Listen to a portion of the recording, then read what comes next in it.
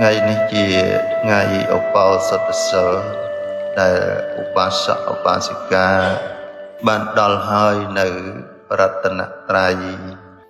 បានតម្កល់ចិត្តរក្សានៅគុណពុទ្ធព្រះធម៌ព្រះសង្ឃជាទីពឹងទីរលឹកដោយមានសទ្ធាមានបញ្ញាសទ្ធានេះដូចដៃទាំងគូបានលើកយកនៅអារម្មណ៍នៃគុណប្រតនត្រ័យ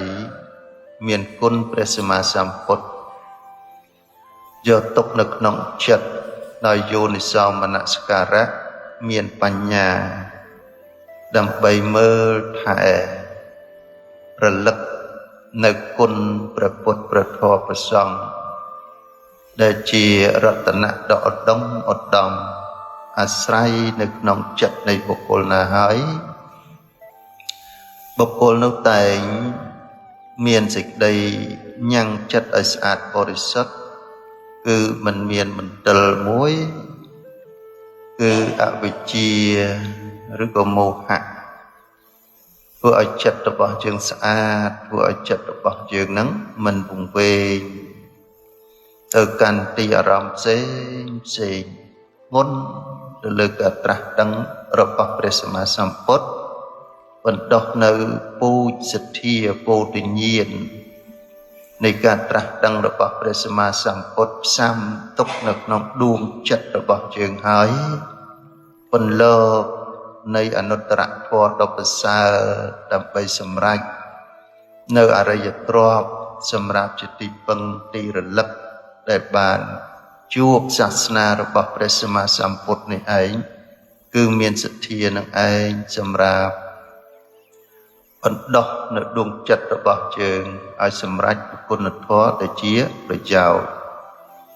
ពេលណាដែលមានសទ្ធាមានបញ្ញាថែរក្សាប្រតនត្រ័យធ្វើទុកនៅក្នុងចិត្តបានល្អហើយ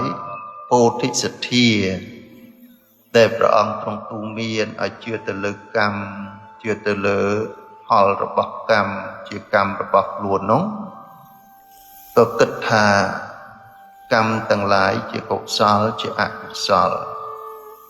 កុសលនេះឯងហើយដែលឲ្យផលមកសុខចម្រើនធ្វើឲ្យជីវិតរបស់យើងនេះប្រសើររួចចាកអំពីពៀរួចចាកអំពីភ័យរួចចាកអំពីសេចក្តីទុក្ខរួចចាកអំពីការបៀតបៀននិងអន្តរាយផ្សេងអាស្រ័យនឹងសិលនឹងឯងដែលធ្វើឲ្យយើងមានកាយចិត្តនេះបានសេចក្តីសុខសេចក្តីចម្រើនម្ល៉េះហើយធ្វើឲ្យចិត្តរបស់យើងដែលជឿជាក់ចំពោះគុណប្រតនត្រ័យបានសមាទានកាន់យកនៅសិក្ខាបទ5ក្តី8ក្តីមករក្សាឲ្យបានល្អវាចានៅអកុសលផ្សេងព្រោះអ្នកដែលរក្សាសិលហ្នឹងគឺជាអ្នកមានចេតនាមួយសម្អាតចិត្តសម្អាតចិត្តព្រោះចិត្តនេះមានរាគៈទោសៈមោហៈជាគ្រឿងសៅហ្មងពេលណាដែល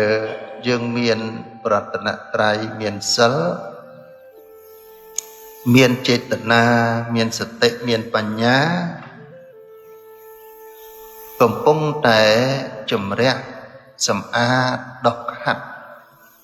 នៅមន្ទិលគ្រឿងសៅហ្មងរបស់ចិត្តមានលោភៈមានទោសៈមោហៈ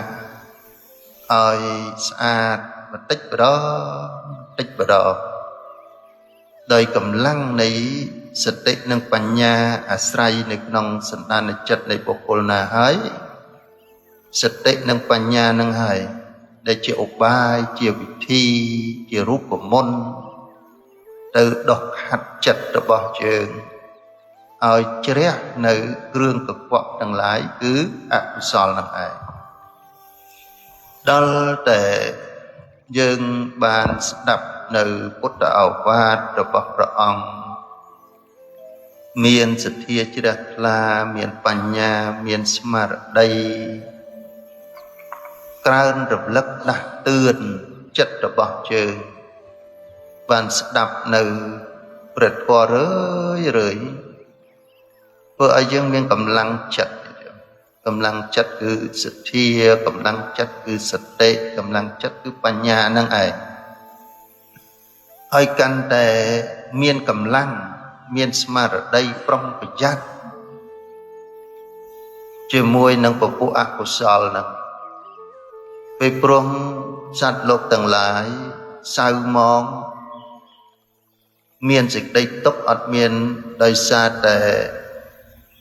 ទេពតាប្រអិនប្រព្រំព្រះអាទិទេពព្រះជាម្ចាស់ណាមកដាក់តណ្ណកម្មឲ្យយើងសៅមងក្រៅអំពីខ្លួនយើងពេលណាដែលបាត់បង់សតិបញ្ញាឲ្យរាគៈទោសៈមោហៈហ្នឹងចូលមកសង្ងំអាស្រ័យនៅក្នុងចិត្តរបស់យើងនឹងទេបើអាស្រ័យសង្ងំនៅក្នុងចិត្តរបស់យើងហើយធម៌ជាអកុសលទាំង3នេះជាឫសគល់នៃអកុសលបើធ្វើឲ្យចិត្តរបស់យើងនឹងប្រឡាក់ភ្លាមធ្វើឲ្យចិត្តរបស់យើងនឹងសៅមងភ្លាមធ្វើឲ្យយើងនឹងកង្វល់ភ្លាមធ្វើឲ្យយើងនឹងឯងមានចិត្តនឹងឯងរវើរវាយរាយមាយដៅក្រហល់ក្រហាយទុកទោមម្នោះសៅមងចង្អៀតចង្អល់ភ្លាមព្រះសម្មាសម្ពុទ្ធប្រទានអញ្ចឹងពោះធម៌នេះឯងហើយជាគ្រឿងធ្វើឲ្យចិត្តរបស់យើងប្រឡាក់ធ្វើឲ្យចិត្តរបស់យើងនឹងក្តៅតើតែយើងមានសតិបញ្ញាយល់អំពីពុទ្ធធម៌របស់ព្រះសម្មាសម្ពុទ្ធបានធ្វើឲ្យសទ្ធាធ្វើឲ្យបញ្ញាសតិរបស់យើងនឹងមានកម្លាំងដាស់តឿនក្រើនរំលឹកឲ្យមានស្មារតីត្រូវកាន់យកនៅរតនត្រ័យទុកក្នុងអារម្មណ៍ក្នុងការបដោះសទ្ធានិងបញ្ញាត្រូវតែមានចេតនាតាំងចិត្តដើម្បីជំរះនៅពពួកអកុសលនឹងឲ្យបានពេលណាដែលជំរះបានហើយព្រះអង្គទ្រង់សម្ដែងថាបានស្អាត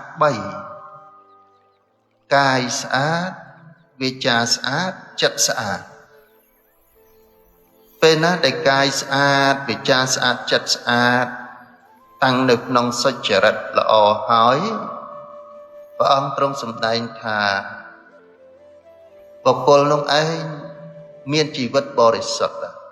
មានជីវិតបរិសុទ្ធហើយ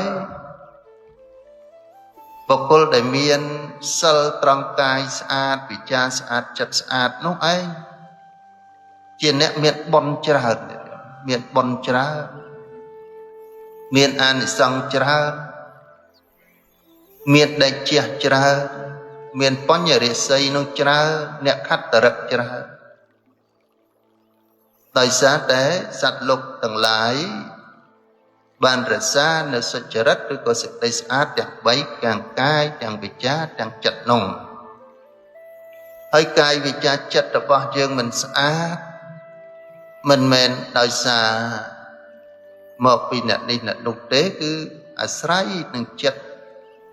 ប្រកបព្រមដោយកម្លាំងនៃលោភៈទោសៈមោហៈហើយដោយបាណាតិបាតនេះកើតអាស្រ័យសមុដ្ឋានពពួកអកុសលគឺទោសចិត្តហ្នឹងឯងបើអត់មានទោសចិត្តទេអត់អាចញ៉ាំងនៅបាណាតិបាតហ្នឹងឲ្យកើតឡើងទេมันអាចធ្វើឲ្យកាយទុច្ចរិតចេតទុច្ចរិតមនោទុច្ចរិតនឹងបានទេអញ្ចឹងបានព្រះអង្គទ្រង់បានសម្ដែងប្រពនៃសកទេវរាជដែលលោកសរសើរព្រះសម្មាសម្ពុទ្ធថាពេលណាដែលបុគ្គលមានសិលស្អាត កាយស្អាតវិចារស្អាតចិត្តស្អាតបានអប់រំចិត្តណាអប់រំចិត្តដ៏ល្អមានឥន្ទ្រីប្រកបទៅដោយការអប់រំនឹងភ្លាវភ្លាបុគ្គលនោះឯងមានបតីស្អាតណាសកទេវរាជលោកសរសើរព្រះសម្មាសម្ពុទ្ធចឹងហ្នឹងហើយព្រះសម្មាសម្ពុទ្ធដែលបានជាអ្នកប្រាជ្ញបានអប់រំនៅឥន្ទ្រីគ្រប់ស្អាតបរិសុទ្ធហើយព្រះអង្គមានបតីនឹងស្អាតបរិសុទ្ធណាស់យោអត់មានបុគ្គលណាប្រៀបនឹងព្រះអង្គបានឡើយព្រោះព្រះអង្គអស់នៅមន្ទិលគ្រឿងសៅហ្មងគឺរាគៈទោសៈមោហៈនឹងឯងមិនលហើយដំណើររបស់ព្រះអង្គជាបុគ្គលអស់កិលេសនេះប្រព្រឹត្តទៅដកក្រៃលែងជាទីគោរពបូជានៃមនុស្សនិងទេវតាកទេវរាជបានពោលថាបពិតព្រះអង្គដ៏ចម្រើនសូមព្រះអង្គអនុញ្ញាតឲ្យទូព្រះគុំនឹងបានជាអ្នកបម្រើព្រះអង្គមួយផងហ្នឹងហើយបម្រើព្រះអង្គមួយផងព្រោះឃើញគុណរបស់ព្រះសម្មាសម្ពុទ្ធនេះដកក្រៃលែងព្រោះឃើញនៃការសេពគប់ចំពោះសប្បុរសដូចជាព្រះសម្មាសម្ពុទ្ធនោះដកក្រៃលែងនាំមកនៅសិរីសួស្តីនាំមកនៅជីវិតដ៏បរិសុទ្ធជាមង្គលដ៏ប្រសើរយ៉ាងណាបាសកបាសិកាទាំងឡាយបានដល់នៅបរតនត្រ័យដូចជាបានជួបនឹងព្រះសម្មាសម្ពុទ្ធដូចជាយើងកំពុងតែបម្រើនៅព្រះសម្មាសម្ពុទ្ធព្រោះថាអត់ពីព្រះអង្គទៅក៏នៅមានព្រះធម៌និងព្រះវិន័យនេះទុកដូចជាគ្រូបាអាចារ្យរបស់យើងគ្រប់គ្នាដែលបានសិក្សាប្រតិបត្តិក្នុងឯងបានព្រះអង្គទ្រង់ផ្ដាំនឹងព្រះអនន្តថាពេលណាដែលពួកភិក្ខុភិក្ខុនៃបាសកបាសិកាណាដែលបានសិក្សាប្រតិបត្តិនៅពធក្តីនៅវិន័យក្តីឲ្យបានត្រឹមត្រូវល្អភិក្ខុភិក្ខុនៃបាសកបាសិកានោះឯងជាអ្នករាប់អានតថាគតជាអ្នកបម្រើតថាគតជាអ្នកមានសេចក្តីខ្វល់ខ្វាយបូជាដល់តថាគតដើម្បីដូរយកនៅធម្មរតកបានសិលស្អាតចិត្តបរិសុទ្ធមានបញ្ញា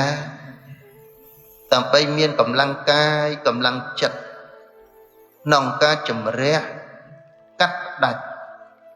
នៅបណ្ដាញនៃកិលេសទាំងឡាយមានរាគៈទោសៈមោហៈនេះជាសត្រូវធំសម្រាប់សត្វលោកទាំងឡាយដែលកើតនៅក្នុងសង្សារវដ្តនេះឯងពេលជាតិកំណើតណាដែលមិនបានជួបនឹងព្រះសប្បុរសរៀនប្រតិបត្តិស្ដាប់នៅធម៌របស់ព្រះអរិយទេមិនបានយល់អំពីសច្ចធម៌ទេព្រះអង្គទ្រង់សម្ដែងថាសត្វលោកនោះបដិសន្ធិមកហើយមានភារៈធ្ងន់ណាស់យល់ទេកិលេសភារៈនឹងឯងកិលេសនឹងឯងគ្របសង្កត់ចិត្តរបស់យើងហើយធ្វើឲ្យកាយទុច្ចរិតបច្ច័យទុច្ចរិតមโนទុច្ចរិតម្លោះឲ្យមានពៀមានទុក្ខលំបាកដោយសារតែទោសនៃពពួកអកុសលធ្វើឲ្យយើងមិនមានសតិមានបញ្ញាប៉ុន្តែពេលខ្លះសត្វលោកទាំងឡាយបានជួបនឹងសាសនារបស់តថាគតហើយមានសទ្ធាខណ្ឌយកនៅព្រះពុទ្ធពធម៌ប្រសង្ឃជាទីពឹងទីរលឹកបានធ្វើទានរក្សាសិលអប់រំចិត្តបដោះនៅបញ្ញាឲ្យយល់នៅក្នុងអរិយសច្ចៈនេះទោះបីជាមិនតាន់បានទៅជាអរិយបុគ្គលរហូតដល់បរិនិព្វានប៉ុន្តែបុគ្គលនោះបដិសន្ធិមក មិនសូវមានភារៈធ្ងន់ជាមួយនឹងខ្វល់ខ្វាយនិងកិលេសភារៈគឺរាគៈទោសៈមោហៈទេមិនសូវធ្ងន់នៅភារៈដែលជាប់ចម្ពាក់នៅក្នុងខណ្ឌរូបវេទនាសញ្ញាសង្ខារវិញ្ញាណទេមិនសូវធ្ងន់នៅភារៈបំរើនៅអភិសង្ខារមាននោះទេទោះបីជាដំណើរនៃជីវិតជួបនៅសុខខ្លះទុក្ខខ្លះប៉ុន្តែបានទទួលនៅពធរបស់សប្បុរសរបស់ព្រះអរិយៈបានធ្វើទុកក្នុងចិត្តដោយការស្ដាប់ដោយការប្រតិបត្តិនេះក៏ធ្វើឲ្យមានសតិមានបញ្ញាស្មារតីក្នុងការព្យាយាមកម្ចាត់បង់ពពួកអកុសលដោយសេចក្តីមិនប្រមាទទោះបីជាជីវិតនឹងឯងជួបទុក្ខក៏ដោយបានសុខយ៉ាងណាក៏ដោយប៉ុន្តែលោកថាបុគ្គលនោះមានសតិស្មារតីចងចាំអត់ភ្លេចទេកិលេសនោះដោយជឿជាក់ទៅលើការត្រាស់ដឹងរបស់ព្រះសម្មាសម្ពុទ្ធថាបើអាត្មាអញភ្លេចខ្លួនមិនបានអប់រំទូមានទៅតាមពាក្យទូមានរបស់ព្រះអង្គទេកិលេសដែលប្រព្រឹត្តទៅក្នុងសង្សារវដ្តនេះមិនដែលឲ្យបុគ្គលណាបានសុខទេចឹងហើយបានយុទ្ធយមទាំងឡាយទោះបីជារវល់យ៉ាងណាទោះបីជាមានភារកិច្ចពមៀញឹកយ៉ាងណាដោយសារអំណាចនៃសតិបញ្ញានេះឯងក៏ដឹកនាំចិត្តរបស់យើងមកបំរើគុណបរតនត្រ័យបំពេញទានសិលភាវនានេះដើម្បីរកនៅសេចក្តីសុខរកនៅប្រយោជន៍ជាទីពឹងទីរលឹកផ្លាស់ប្ដូរចិត្តរបស់យើងពីអកុសលនៅក្នុងអំណាចនៃកិលេសមាមកដោះខ្លួនអាស្រ័យនៅក្នុងផៅពងរបស់ព្រះសម្មាសម្ពុទ្ធដែលមានផៅពងដ៏ពងពោះដោយវងព្រះអាទិត្យចឹងប៉ុន្តែព្រះសម្មាសម្ពុទ្ធនឹងបានសេពគប់ហើយព្រះអង្គមានបញ្ញាអស្ចារ្យជាងពន្លឺកម្លាំងនៃព្រះអាទិត្យទៀតទោះបីជាព្រះអាទិត្យថាមួយដួងភ្លឺប៉ុណ្ណឹង10ដួង100ដួង1000ដួង100,000ដួង100,000ដួងក៏មិនស្មើនៅពុទ្ធញាណដែលព្រះអង្គទ្រង់ត្រាស់ដឹងពេលណាដែលយើងទទួលបាននៅសច្ចធម៌នៃការត្រាស់ដឹងតាមឱវាទរបស់ព្រះអង្គបញ្ញាញាណរបស់យើងនឹងក៏ញ៉ាំងពន្លឺឲ្យចេញចាស់អំពីលោកយៈទៅឃើញច្បាស់នៅលោកពុទ្ធរៈនៃចិត្តបរិសុទ្ធដោយការសន្សំរបស់យើងនេះដោយសេចក្តីមិនប្រមាទមានសេចក្តីព្យាយាមសន្សំបុណ្យបណ្ដោះឧបនិស្ស័យទាំងទានទាំងសិលទាំងចម្រើនភាវនាទាំងការបណ្ដោះនៅក្នុងសតិប្បដ្ឋានវិបស្សនានេះដើម្បីឲ្យពេញឲ្យបរិបូរណ៍ឲ្យចិត្តនេះកាន់តែអោនទៅពហិតតោទៅកាន់នៅអារម្មណ៍ព្រះនិព្វានដើម្បីផ្លាស់ប្ដូរវិថីចិត្តពីពធជនទៅអរិយជនឬក៏អរិយបុគ្គលព្រះអង្គទ្រង់ទូមានដល់ពួកសក្យថាមនាអ្នកទាំងឡាយបើអ្នកមានសតិមានបញ្ញាបើអ្នកមានសេចក្តីព្យាយាមបើអ្នកបានមានស្មារតីបញ្ជូនចិត្តទៅកាន់អារម្មណ៍ព្រះនិព្វាន